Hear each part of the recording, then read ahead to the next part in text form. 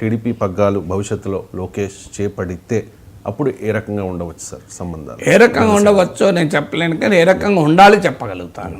ఎందుకంటే చంద్రబాబు నాయుడు పవన్ కళ్యాణ్ మధ్య పర్సనల్ ఫ్రెండ్షిప్తో ఈ అలయన్స్ కుదరలేదు.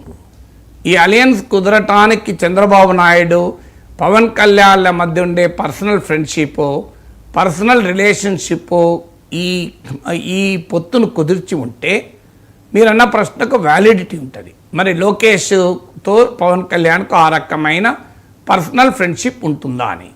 లేదు, చంద్రబాబు నాయుడు పట్ల తనకున్న అపారమైన అడ్మిరేషన్తో పవన్ కళ్యాణ్ కలిసి ఉంటే లోకేష్ పట్ల అపారమైన అడ్మిరేషన్ ఉండదు గనక ఉంటుందని క్వశ్చన్ వస్తుంది. చంద్రబాబు నాయుడు కూడా గతంలో పవన్ కళ్యాణ్ విమర్శించిన చరిత్ర మనకు తెలుసు, ఉదాహరణలు మనకు తెలుసు. ఏం చంద్రబాబు నాయుడుకు వ్యతిరేకంగా పవన్ కళ్యాణ్ మాట్లాడలేదు గతంలో. సో అందువల్ల పర్సనల్ ఫ్రెండ్షిప్ వల్ల ఈ కూటమి ఏర్పడలేదు, ఈ పొత్తు ఏర్పడలేదు.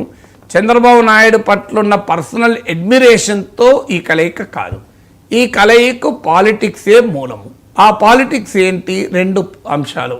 ఒకటి, జగన్మోహన్ రెడ్డి వ్యతిరేక ఓటు చీల్చకూడదు, జగన్ను ఓడించాలి అనేది.